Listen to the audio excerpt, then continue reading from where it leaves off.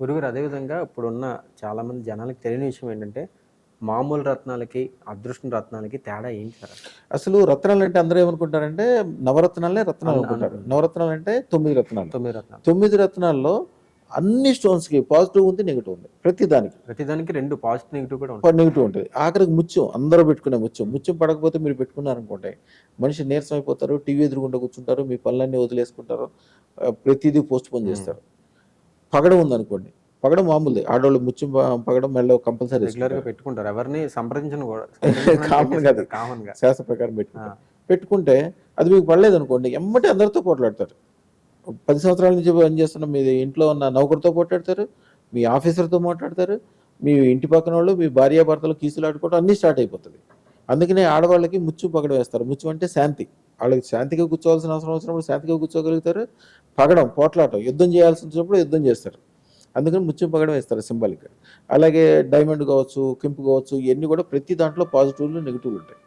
అదృష్ట రత్నాలు అసలు మొత్తం రత్నాలు వచ్చి 18,900 రత్నాలు. 18,900 రత్నాలు అసలు. మొత్తం టోటల్. ఓహ్! దాంట్లో 530 రత్నాలు మహారత్నాలు. మహారత్న. ధారా రత్నాలు అంటారు. అదృష్ట రత్నాలు 32. 32. 32. 32 రత్నాల్లో కొన్ని ఈ దైవరత్నాలు అంటారు, అదృష్ట రత్నాలు అంటారు. కొన్ని రత్నాలు మనకు దొరకవు సామాన్యంగా. ఎందుకంటే అవి అంటే మనకి భారతదేశంలో సమంతకమణి దొరకవా సార్? కావచ్చు. లేదంటే ఎక్కడ దొరకవా? అదే దైవరత్నాలు అంటారు. ఓకే. చాలా అరుదుగా ఉంటాయి. హ్మ్. ఇప్పుడు సమంతకమణి ఉందనుకోండి, కౌస్తుభమణి విష్ణుమూర్తి పెట్టుకునేది. సమంతకమణి మనం దీంట్లో చదువుతాం కదా, వినాయకుడి కథలో. అవును. దాంట్లో అట్లాంటివి కానీ కొన్ని దుర్లభం. ఉన్నా కూడా చాలా కాస్ట్లీ ఉంటాయి, మామూలు వాళ్ళకి అందుబాటులో ఉండవు. మేము ఇప్పుడు ఇచ్చే ఏదైతే అదృష్టరత్నం ఉందో, శుక్రశేతరత్నం అనేది ఒక డైమండ్, అలాగే అదృష్టరత్నాల్లో ఉన్న కొన్ని పౌడర్స్ ఇవన్నీ కలిపి దాన్ని ప్యూరిఫై చేసి దాంట్లో ఉన్న చెడు మొత్తం తీసి దాన్ని తయారు చేస్తారు. మీరు ఒక రత్నము నవరత్నాల్లో ఉన్న 9 రత్నాల్లో ఒక 4 రత్నాలు మీరు ఎప్పుడు పెట్టుకోకూడదు. మీకు జాతకం ప్రకారం వచ్చినా పెట్టకూడదు. ఉదాహరణకు నీలం ఉందనుకోండి, నీలం అంటే శని అని మీరు ఇందాక చెప్పారు కదా, అవును. శని దశ. శనిని తీసుకొచ్చి ఒంటి మీద ఎవరు పెట్టుకుంటారు?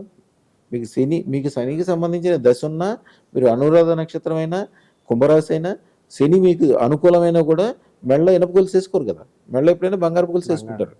అందుకనే అదృష్టరత్నం కూడా ఎప్పుడు కూడా మీకు అవకాశం ఉన్నా లేకపోయినా కూడా బెస్ట్ స్టోన్సే పెట్టుకోవాలి. ఈ బెస్ట్ స్టోన్స్, అదృష్టరత్నంలో ఉన్న బెస్ట్ స్టోన్స్కి సంబంధించిన అన్ని రకాల పౌడర్లో మిక్స్ చేసి ఈ రత్నం తయారు చేస్తారు. ఒక అద్భుతం ఇది. దాని పవర్ ఎంత గొప్పగా పనిచేస్తుంది అంటే, జనరల్గా నవరత్నాల యొక్క పవర్ 100 మంది పెట్టుకుంటే ముగ్గురికి కానీ 8 మందికి కానీ పనిచేస్తాయి. 3-8% పనిచేస్తాయి. మిగిలిన వాళ్ళకి పని చేయొచ్చు, పని చేయకపోవచ్చు, అలంకారంగా వాడుకోవచ్చు, లేకపోతే రివర్స్ కూడా అవచ్చు కొంతమందికి. కానీ అదృష్టరత్నంలో రివర్స్ అనేది ఉండదు. సూర్యుడికి ఎంత పవర్ ఉంటుందో అదృష్టరత్నానికి ఎంత పవర్ ఉంటుంది. ఎట్లాగా? సూర్యుడికి 4 లోపాలు ఉన్నాయి. సూర్యుడిని కంటితో మాత్రమే చూడగలం. సూర్యుడు 12 గంటలే వెలిగిస్తాడు. సూర్యుడి వెలుగుకి వేడి ఉంటుంది, సూర్యుడి వెలుగుకి నీడ ఉంటుంది. కానీ అదృష్టరత్నం ఉన్న చోట వేడి ఉండదు, ఆహ్లాదం ఉంటుంది. అదృష్టరత్నం ఉన్న చోట ఉన్న కాంతి విశ్వం మొత్తం వ్యాపించి ఉంటుంది, అందుకని దానికి నీడ ఉండదు. అలాగే అదృష్టరత్నాన్ని కంటితో కాదు మనసుతో చూస్తాం. అందుకని అదృష్టరత్నం పెట్టుకోగానే, మన దగ్గర అదృష్టరత్నం పెట్టుకోగానే ఎందుకు బాగుపడతారు? పెట్టుకోగానే వాళ్ళకి 9 రోజుల నుంచి 20 సంవత్సరాల తర్వాత ఏం జరుగుద్దో కూడా వాళ్ళకి ముందే తెలిసిపోతుంది. మంచి ఏంటి, చెడ్డ ఏంటి, లాభం ఏంటి, నష్టం ఏంటి. ఒక ఆయన ఉన్నాడు, భీమవరం రాజులు. వాళ్ళు దాదాపు 100 సంవత్సరాలు బ్రిటిష్ కాలం దగ్గర నుంచి ఒక ఫ్యాక్టరీ, ఎన్నో వేల మందిని బతికించే ఫ్యాక్టరీ. రాజుగారు పెద్ద పేరు ప్రతిష్ట. దాదాపు 20 సంవత్సరాల క్రితం కాల సర్పదోషం ఏర్పడింది. ఏమైందో తెలియదు. ఒక రాత్రి నుంచి మొదలైపోయింది. మొత్తం ఫ్యాక్టరీ మూసేశారు, అప్పులు పాలైపోయారు.